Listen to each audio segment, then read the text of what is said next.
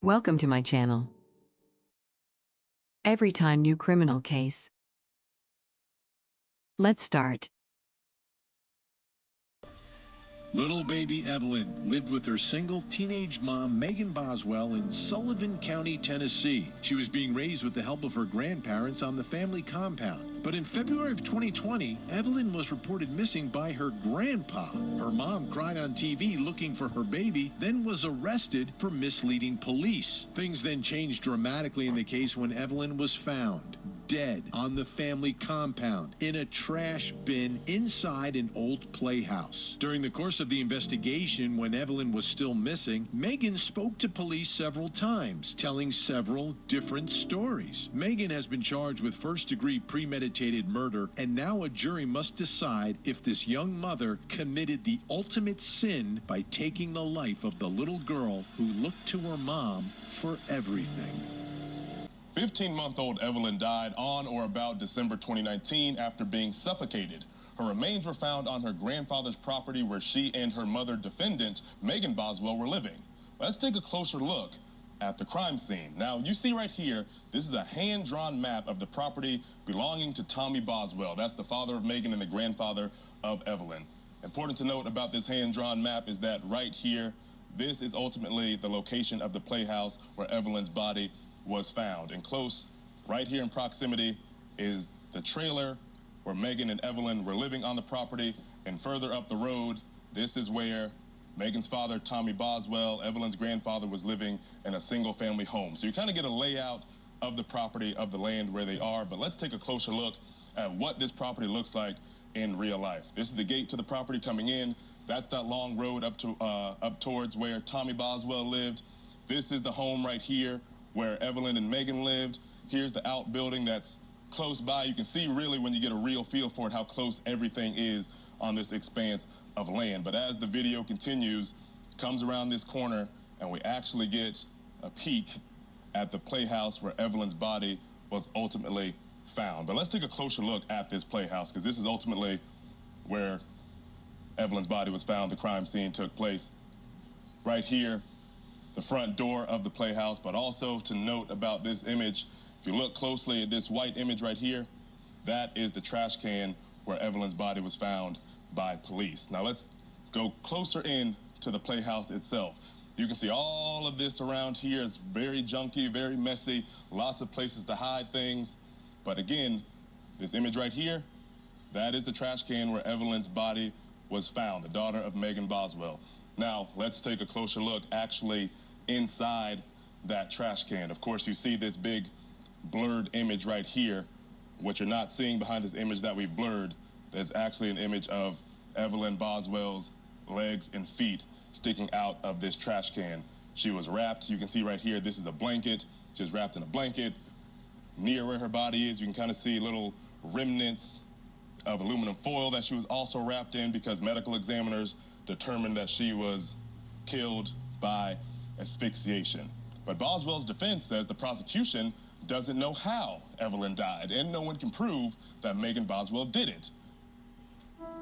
A true crime tragedy out of Tennessee. This case is unlike anything I've ever been involved in. A 15-month-old, Evelyn Boswell, goes missing and is later found dead on her family's compound. Her own teenage mother charged with little Evelyn's murder. This little girl was let down by everyone in her life. A very heartbreaking story, and as several pieces of evidence were shown to the jury, you can just see a lot of them are visibly shaken when the investigators are bringing out a lot of this evidence and showing it to the jury, especially that trash can. And in the opening statements, the prosecutor said that the defendant in this case threw her baby away just like you throw away trash. So when they brought then that trash can out for everyone to see, it just tells the story exactly what the prosecutor was saying, that this baby was discarded like trash. So heartbreaking moments inside the courtroom as they showed the trash can, the onesie the baby was wearing, the aluminum foil, and several other pieces of evidence. And even at one point, one of the jurors became ill because of the smell that was inside the courtroom because of this evidence, Vinny. there's a few things that we have to look at when you're looking at this crime scene. As we get closer to the body, you have to analyze that as how did that suspect's DNA or fingerprints get on that? So the trash can itself, is it possible that someone else could have touched that trash can? Yes. Now we're going to use our circumstantial evidence and along with her statements, and yes, most likely she touched that trash can. But as we get closer to the aluminum foil that is actually wrapped around the baby, well, that you can't explain away. That you can't say, yeah, well, I had a trash can in my house and I put it out there and somebody else must have put the baby inside there. This, if there's any evidence on that aluminum foil, that is actually touching the body of the baby. And so therefore, that's going to be much stronger evidence. And that's the same with the gum that's in there. If you're processing that for DNA, what it's telling you is that whomever's DNA is on that gum was inside that trash can, utilizing that trash can. So that's going to be a critical piece of evidence. So the analysis and actually the substrate, so the surface that they're testing, is fantastic for fingerprints and DNA evidence. It holds really well, and so what they'll be able to get from that. Ladies and gentlemen, much like Megan Boswell, Mr. Scott seems to have some very convenient explanations for what happened in this case. Lots of things that happened in this case. All of the evidence in this case that points to his client, he's got some sort of explanation for it. But the problem is, in order to buy into this, in order to believe it, you have to believe Megan Boswell. You have to believe that when she spoke to Agent Fraley on the 25th, that she was somehow, for the first and only time in this courtroom, speaking the truth. But I think each of you, as you sit here, know that's not possible. That's not possible. Megan Boswell is one of those people. You used to hear the expression, the truth ain't in them. The truth's not in Megan Boswell. She doesn't know how to tell the truth. Everything that she tells to every person in her life is for some reason. And that reason is because Megan's trying to get something out of it. She is a master manipulator. Even at 17 years old, you sit there and watch those videos. She's trying to play everybody. She's trying to play the law enforcement officers who are interviewing her. She's playing her friend. Every person in her life who walked through that gate and sat up on that witness chair was in some way manipulated by Megan Boswell. Some way. Whether it was about Evelyn, whether it was about how she was going to pay for a babysitter, whether you're the father of my child, whether you're a great-grandfather, whether your wife who's dying of cancer is babysitting the kid. I mean, she knows no bounds. There is no person that she will not manipulate and tell untruths about and to. No one. But Mr. Scott comes in here today and says, yeah, hey, come on, ladies and gentlemen, the 25th, that was the point, which she decided, hey, I'm going to be truthful here. No, no, it wasn't. And we know it's not. It was just another story. She was telling law enforcement to lead them some other way. That's all it was.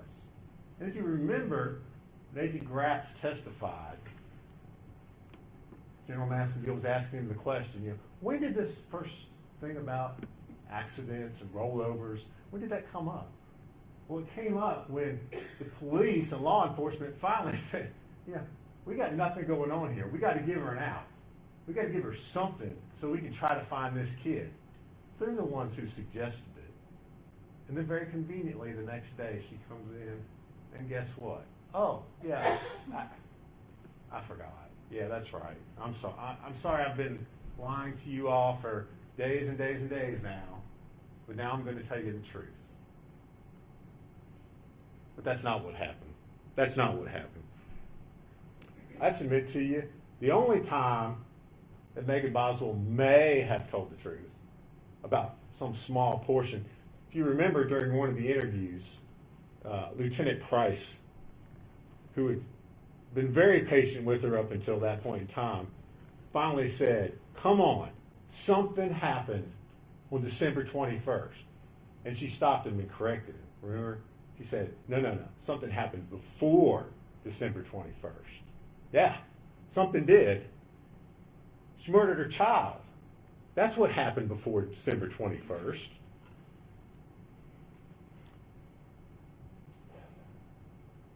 Ladies and gentlemen, before I speak further about the physical evidence that ties and shows that Miss Boswell is the one who is guilty in this case and who needs to be held accountable, I want to take you back to jury selection. Last week when you all were first up here and up there, and I asked you if all of you had brought your common sense with you. And if all of you, as you listen to the evidence in the case, would use your common sense. And everyone agreed that you would. And so I want to remind you of that. And it reminds you to apply that to the evidence that you've heard, the testimony that you've heard in this case. Because the defense wants to say that perhaps, again, speculating, it's a possibility that Evelyn just died one day in early December. And then all of a sudden, Megan engages in this pattern of just totally bizarre behavior that involves wrapping her child in a blanket, tightly pressing her head in aluminum foil, and stuffing her in a trash can, and then engaging in this just convoluted tale to anybody who wants to inquire about what's going on with Evelyn. Little baby Evelyn, a blue-eyed, blonde-haired bundle of absolute joy, was born in Tennessee. Her mom was Megan Boswell, a 17-year-old single mother. Evelyn and Megan lived on her family's compound with Evelyn's grandparents, Tommy and Angela, and Evelyn's uncle, Tommy Jr. At some point in December of 2019, Evelyn went missing, but no one reported her gone until February of 2020. It was her grandfather who called police, not her mother. When the investigation began, Megan's story allegedly changed and turned out to be false. She reportedly said Evelyn was with Grandma Angela and her grandma's boyfriend. Megan was arrested for providing false information. Then, Evelyn's body was found on the family compound in Megan's old playhouse. She was placed upside down in a trash can where she died. That trash can and all of its contents are crucial evidence in this case, and prosecutors believe Megan is the one who is responsible, and they have charged her with the murder of this little angel. Thank you for watching. I hope you liked this video. If you do, then please subscribe and like. You may also share it with family and friends. Please let me know, what do you think about this case? Is it fair judgment? Write your opinion in comment. I leave you in peace. Take care of yourself and your kids, please.